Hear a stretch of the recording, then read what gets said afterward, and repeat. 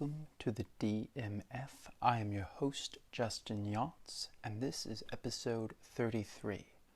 And I'm going to talk a little bit about my life. We're going to talk a little bit about the film Inside Job, 2010. We're going to talk about The Mandalorian, Chapter 11. We're going to talk about the Rock and Roll Hall of Fame, which I just watched. And we're going to talk a little bit about Trump and the election and some of these results. And unfortunately, I don't know how to be fair. I can't see a favorable opinion on the Republicans in this instance. So I'm just going to warn you. And then we'll end with an inspirational quote. So sit back and enjoy. Stay tuned.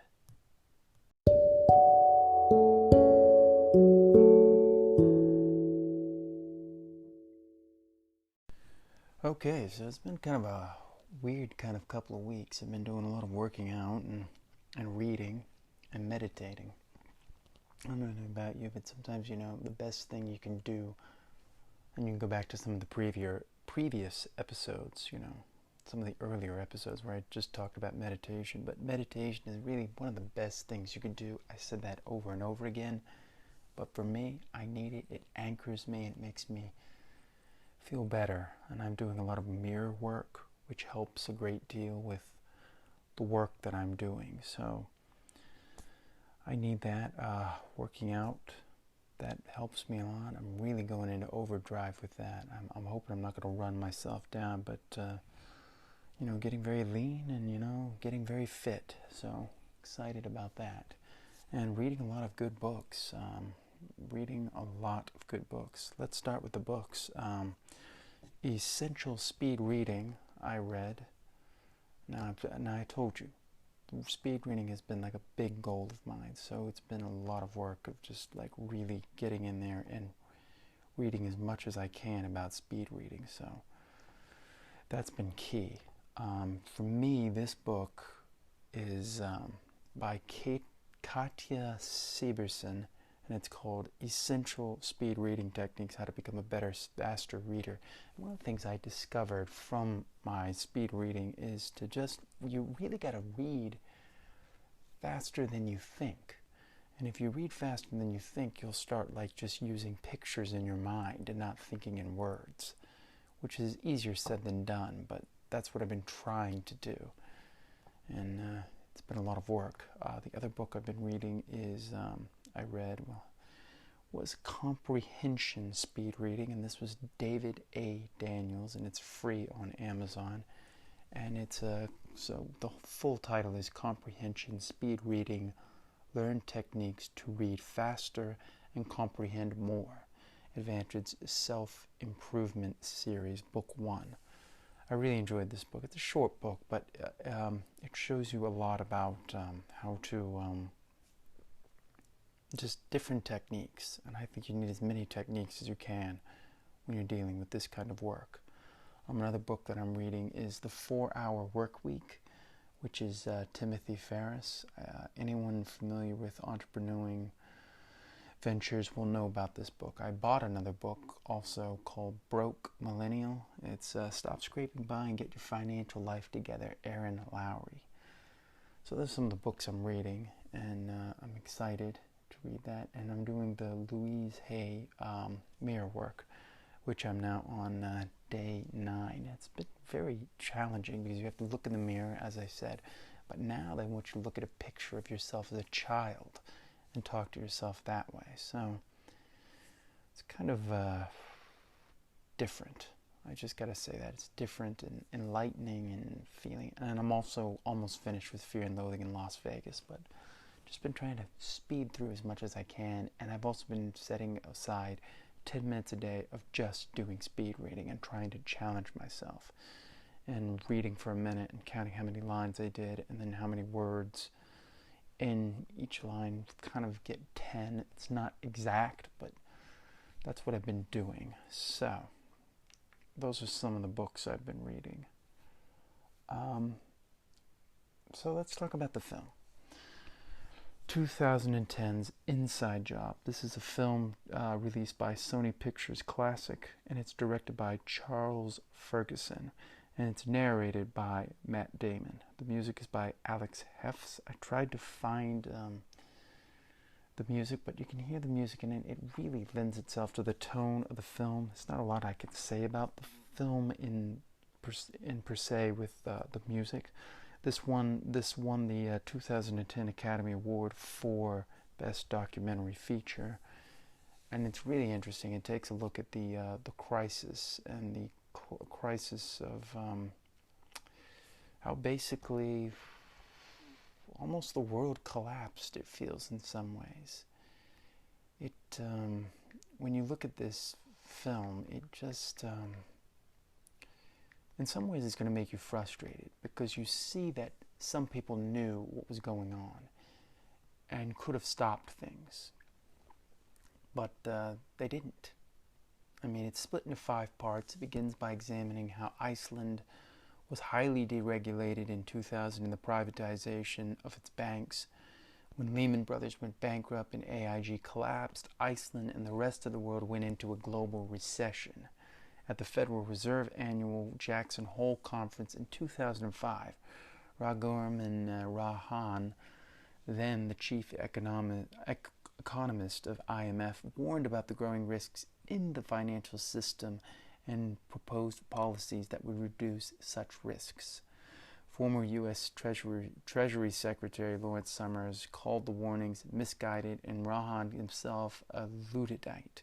However, following the financial crisis of 2007 to 2008, Rajan's views were seen as prescient, and he was extensively interviewed for the movie. So it's kind of scary, because people knew this was going to happen, and they just did nothing. It's broken up into 5 parts. The first part is how we got here. The second part is the bubble. This is 2001 to 2007. Part 3 is the crisis. Part 4 is the accountability. And the part 5 is where we are now. And it's kind of scary in some ways. Lawrence Summers, Martin Feldstein, and Laura Tyson, all kind of architects in some ways of this crisis, were all rewarded with positions in Obama's cabinet, or somewhere high up there. Elliot Spitzer's in there. He seems to be the only one who actually kind of is like, this was wrong, and I don't know why we didn't do more. You all know what happened. Glenn Hubbard is asked about that, and he gets very defensive when they ask him about some of his clients that he has now, and he wouldn't say anything. And he said, I'm going to end this interview. He threatens to end the interview, and he says, you got 5 minutes. Give it your best shot. Well, I guess his best shot was an Academy Award winning film. So it's kind of frustrating. He was actually supposed to be one of the economic advisors to Mitt Romney, if my research is correct. Frederick Mishkin, he was apprehensive to some things. He wasn't rude like Glenn Hubbard was, but Frederick Mishkin, he seemed to dodge a lot of questions, but he was willing to answer a lot, and so I gotta give him props for that. That's gonna be hard to sit there and even Glenn Hubbard, even if I don't like his rhetoric that he said to it, that's a hard situation. But the frustrating thing about this is that you see that these guys were rewarded. The people who created this pretty much were the ones writing the bill to make sure it doesn't happen again. And you see how most of the countries in the other countries around the world reacted, see it differently, and looked at it like this was a mistake in some ways. And it's scary because it really hurt everyone all around. And this is more of just a straight documentary. There's rock music set to it to kind of lend the music to flow. The opening credits opens to Peter Gabriel's Big Time, which as a wrestling fan, that was the theme for WrestleMania 22, but it really works in the thing as he's showing it. Big time, oh much larger than, so it flows well. It's there are some points where you're just like super depressed in this, and you're just like, why couldn't we have done more? You see, by 2006, they knew this was coming, and they did nothing. And the advertising agencies that continued rating the swaps AAA because of fear that, if they went to their competitors, it just shows how everything was tied together. And somebody asked this, and they said, when they bailed out Wall Street, they bailed them out, but they didn't put any strings to it. So basically, when they bailed them out, they just fired everybody anyway. They didn't bail out the homeowners. They bailed out the banks, and they gave them no strings attached. Now, my father would say, well, they paid back the money. Yeah, but a lot of people lost their jobs because of it. So, I don't know. It frustrates me a little bit because I don't see how this had to happen this way, but it did. I mean, you look at the Henry Paulson, who they talk about in there, and Timothy Geithner was in it. They talked to the person who was the escort service and had a lot of their cards, and said they're basically just giving things to just write a contract. But this is just it's still frustrating to me, because I don't think we did the right thing. I don't think we did the right thing at all. I think we need to investigate and find out why it happened, and they never did. They just gave him a check and hoped it won't happen again. But from all intents and purposes, I think it will happen again. And that frustrates me, because it shouldn't happen again. I don't know if Biden will do anything about it. He was part of, Clinton, he got rid of Glass-Steagall. I thought that was a mistake. You're taking away one of our best weapons. You see how they were able to get swaps deregulated, just all these things that you see how the financial institution invaded the political institution, and to me that's a conflict of interest.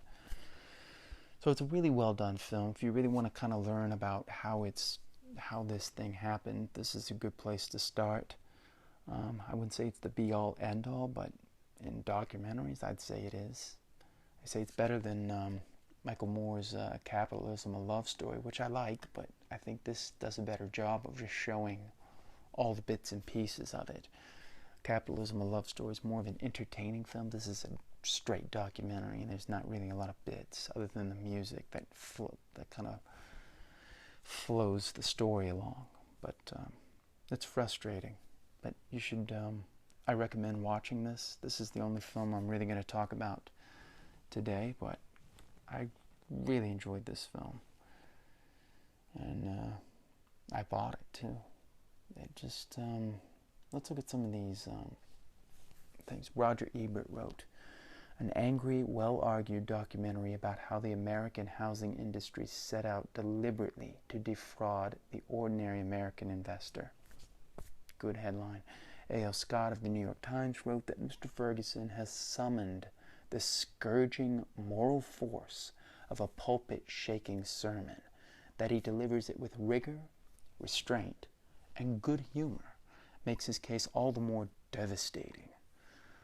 Logan Hill of New York Magazine characterized the film as a rip-snorting, indignant documentary, noting the effective presence of narrator Matt Damon. Yeah, Matt Damon does a wonderful job of, there's that word, he does a stupendous job of narrating this film. And, he's just got that nice, soft, crisp voice that just lends you into whatever it needs to be said. So hats off to him. Some people would say it was obviously influenced by Michael Moore, describing it as Michael Moore film with the gags and stunts removed. That's a fair assessment. I would say that's a fair assessment. But if you want to know about this, how the world was, we ended up here, this is the film. So I recommend you see that, and when we come back, I will talk about the Rock and Roll Hall of Fame and The Mandalorian, Chapter 11.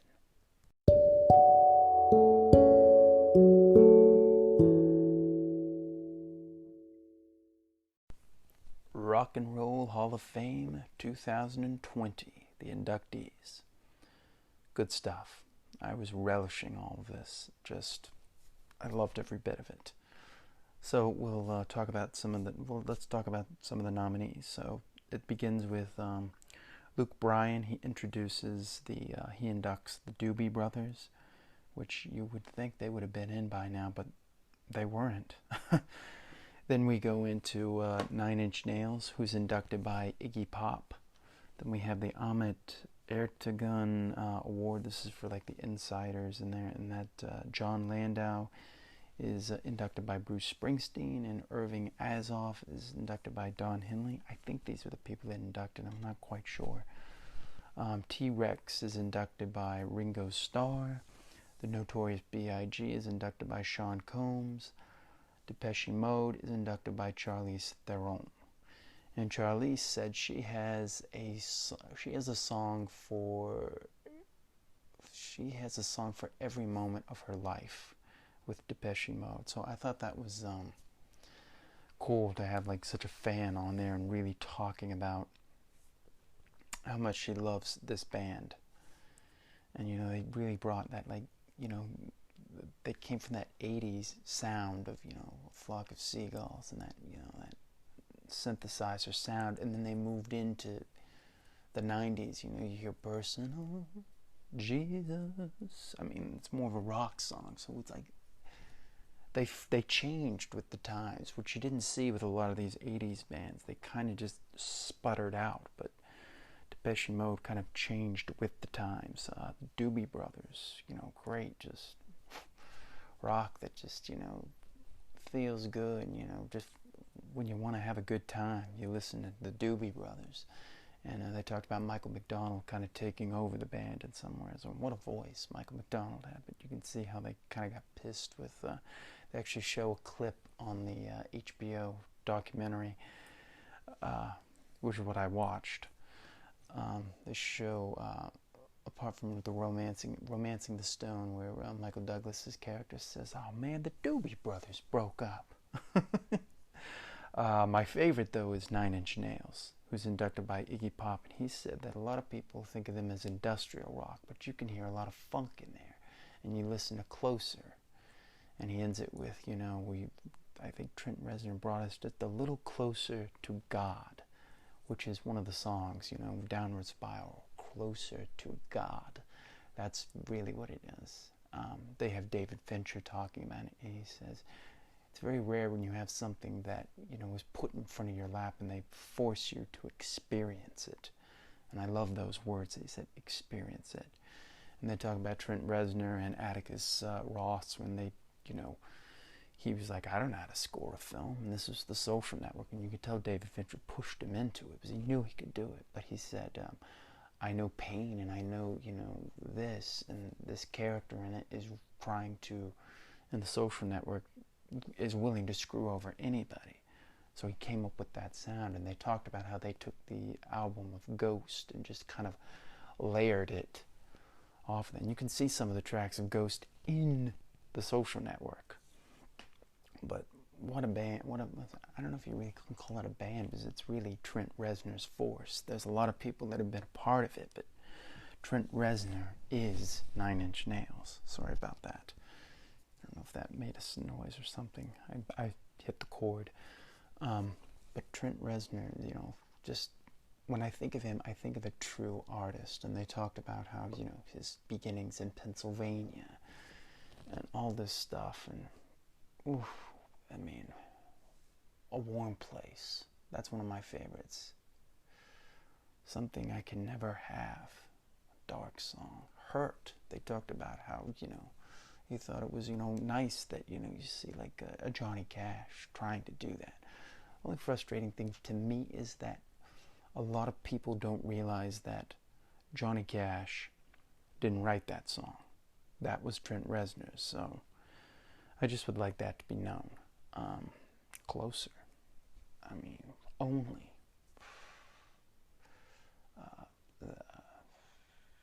So many songs. Fragile. You know, just for me, Nine Inch Nails is my band.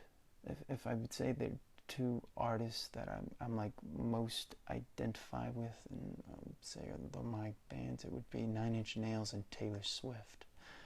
And I don't think you can get more opposite than those two. But for me, it's Nine Inch Nails and Taylor Swift. I mean, those are the two. I'll just like pretty much buy anything they put out. But yeah, I really love that they're in there. And you have St. Martin, so St. Vincent, I think it is.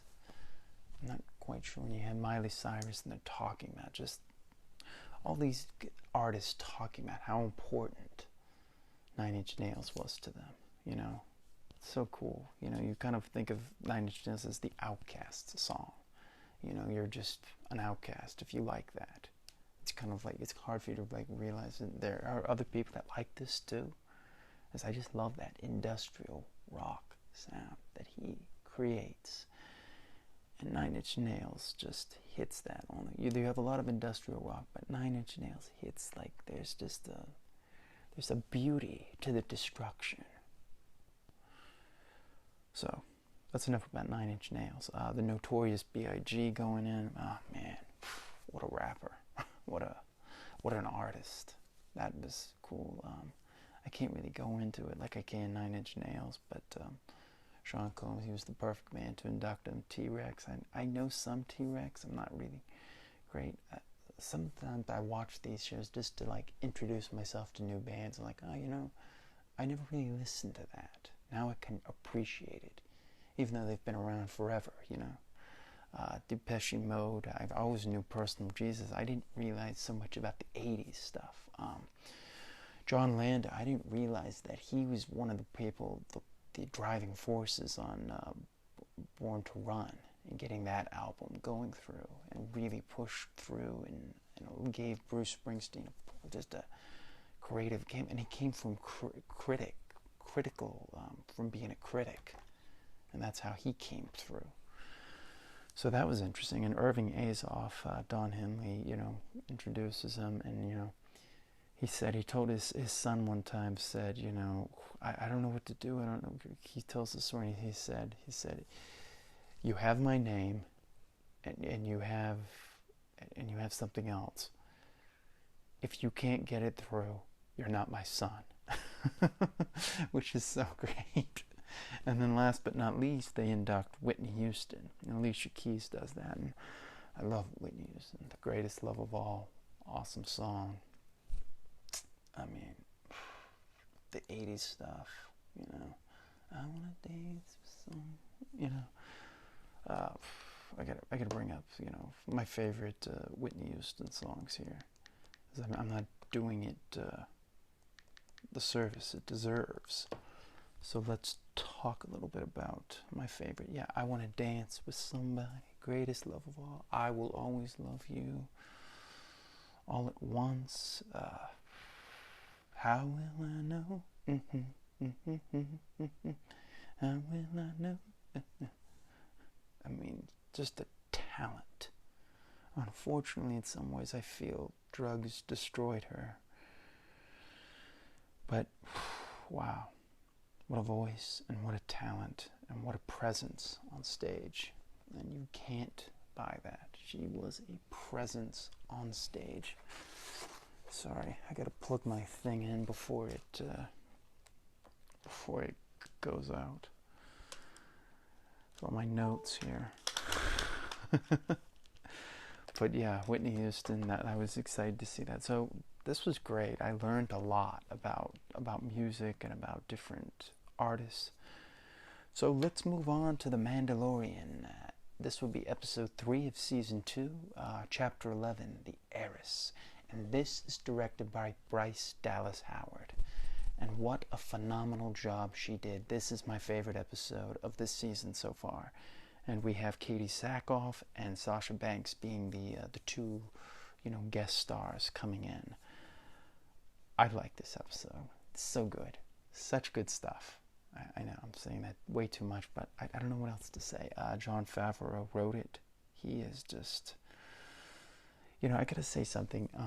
Last week, a lot of people turned on little baby Yoda, the child, for eating the eggs. And I feel like you gotta remember, this is a baby still. He may be powerful and everything, but he's still a little baby, you know? And, you know, everyone turned against him and was, like, mad at him. Like, no. We got to see a little glimpse of Giancarlo Esposito's Moff Gideon again. Yeah, Katie Sackhoff's character is played by, let me see, what did they do here? They kind of changed it up here. Yeah, she plays Bo-Katan Kryze. Sasha Banks' character, I don't know what they're... Then we had the Mon Calamari server. Yeah, the Mon Calamari planet. So let's talk a little bit about this. So, the Razor Crest, the Mandalorian ship, is severely damaged and crash lands on the moon of Trask. The passenger from the previous episode is reunited with her husband, and it's a nice little, cute little moment to see them so happy to be, you know, just to be together. He goes out to see the Mandalorian because they tell him to get onto a mama core that they're transporting, and he gets like captured, and the entire crew of Bo-Katan Kryze crew comes and, you know, rescues him and everything, and he's kind of upset because they remove their helmets immediately, and to him a Mandalorian never removes his helmet, and they kind of explain to him that they're not really that. And we find out that Bo-Katan really is looking for the dark saber, which we saw a glimpse of in at the end of season 1. We had an Imperial captain by the name, who's played by Titus Welliver, and they're trying to capture this ship, and the captain pretty much gets a message from Moff Gideon. He says, "You know what to do," and he kills the two pilots who are like, well, we're a little in on over our head, and he tries to crash it, but they capture him and get him before that, and they're going to interrogate him, but he kills himself before they can do anything. Bo-Katan thanks the Mandalorian, invites him, says that they can do that, and then she tells him to go to the city of Caledon on the forest planet Corvus, and a Jedi called Ahsoka Tano, and tell him that Bo-Katan sent him. So, a lot of interesting things here. Little baby Yoda, the child, was sent to be with the passenger from the previous episode. And we see him have this little moment with the eggs, and one of the eggs actually hatches. And the child is kind of the bringer of life. And even though he ate the thing, he's still a baby, so he doesn't know any better. But he kind of plays with their baby that they just kind of have. And that's kind of how the episode ends, as they're going back off to this new planet. Another thing that happens, the little baby Yoda, the child, is eating something, and it jumps on his face, and the way it jumps on his face is very similar to the face hugger in Alien. And then the Mandalorian looks at him and says, "Don't play with your food." So I liked this episode. A lot of action, a lot of pushing the plot through, and it was really good. Radio Times said it was 4 out of 5. I'd say so. This was good. Bryce Dallas Howard is a great director, just like her father. A lot of nice little Easter eggs into different films. I really liked it. I don't know what else to say. I'm going to have to take more notes. But I don't know what to say. I mean, there's nothing I can really critique about it, because it's just great stuff all around. Yeah. I'm excited. I'm excited for the next week's episode, which will be Friday, 3 a.m. That's when we get it. So 12 p.m., 12 a.m. Pacific time. So good stuff. The Heiress. We didn't get a lot of character development with Sasha Banks' character, but she was good. She was fine. Katie Sackhoff is really the main driver of this, and yeah, Good stuff. And when we come back, I will talk about the election and some of the things here, and we'll end with a quote.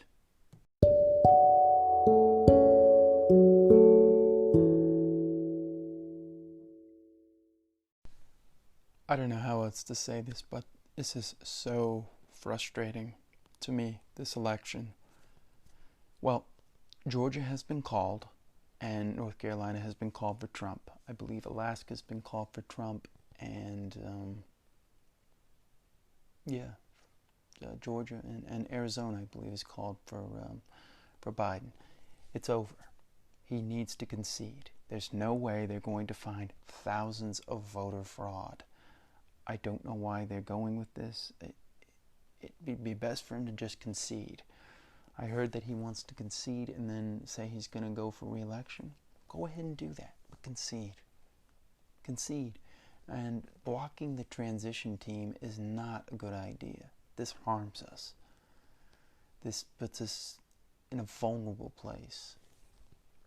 I was listening to somebody talk about how, like in 2000, when we had like a whole month to do, to find out who's going to be, president, that was,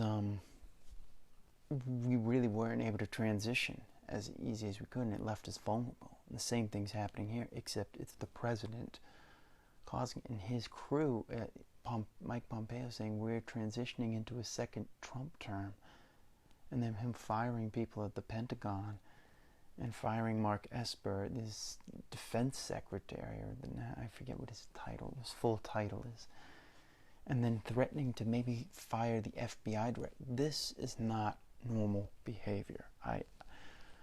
I'm sorry to be partisan here, but I don't see how else. This is wrong. This is not American. This is not how we do things. The votes are over. Biden won the election. Now let the transition team happen. Him blocking them from getting reports and intel, that is not good for the country. And it's frustrating, and this needs to stop. And the fact that Republicans are enabling him to do this is frustrating. And I know Mitch McConnell's probably doing this because he wants to make sure that he's got the base all fired up for the runoff elections, but in Georgia. But this is not the way we do it.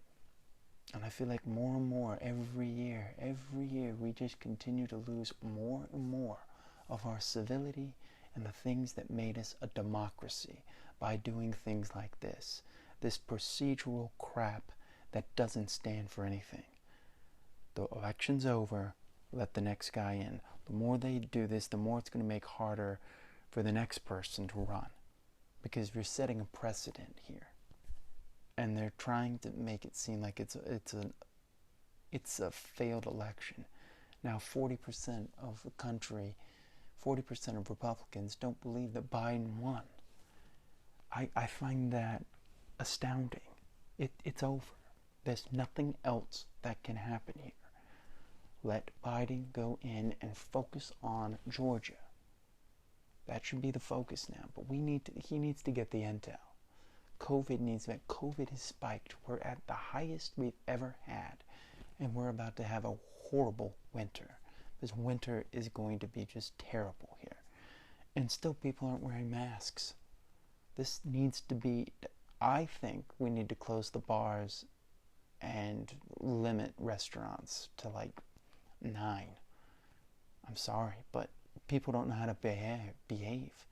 And I think the caveat needs to be, if you don't do these things, we're going to go back into lockdown. And I don't want to go into lockdown. So let's obey the things. Let Biden have his transition team and let him get the briefings and the daily reports, or the daily reports and the briefings. I think I got it mixed backwards. But I don't know. I don't know how to reason this. I don't know how to defend it. I don't know how to look at it in a bipartisan way, because the way I look at it, I'm just like, this is wrong. I don't agree with it. The election's over. Stop trying to drag things out. This is not Florida in 2000. There's not enough votes to change the election. It's over. You lost. Admit it and move on. One of the frustrating things to me with Hillary was she never admitted that she lost, really. Well, she did admit she lost, but she didn't, she blamed everybody else. Be a man or a woman, be a grown-up and say, listen, I lost. I'm going to run again, and I'll see how it goes. Not accepting the elections, that's not patriotic. That's not democratic. That's not democracy, and it's a threat to the republic. So those are my thoughts there. And also, I just read that COVID has hit the Secret Service for Trump. I don't know what else to say. The people are getting hurt. Even his own people are getting hurt. Mark Meadows has this. This is not the way we do things. Ben Carson has COVID. This is not a thing to play around with. My parents got this. They got through it. But I would not mess with this. So I leave that at that. Let's be civil. Let's be decent. Let's move on. And let's be fair. And let's move on to the Georgia elections. All right, I'm done with that. Now I'm going to end with a quote. No matter how much it hurts now, someday you will look back and realize your struggles changed your life for the better. Let me repeat that. No matter how much it hurts now, someday you will look back and realize your struggles changed your life for the better. So let's think about that. So even though it hurts right now, one day you're going to look back and realize that hurt is what made you the person you are today. Just remember that. With pain, with sacrifice, comes victory. So just remember that in these trying times. It may be painful now, but we will look back on another day and say, we won because we wavered through the storm. We stood through the pain. And that about does it for this week. I will see you next week. I want to thank you all for listening. I love every one of you, even if you disagree with me. I want to say thank you for listening. I really appreciate it. And I will see you next time on the DMF.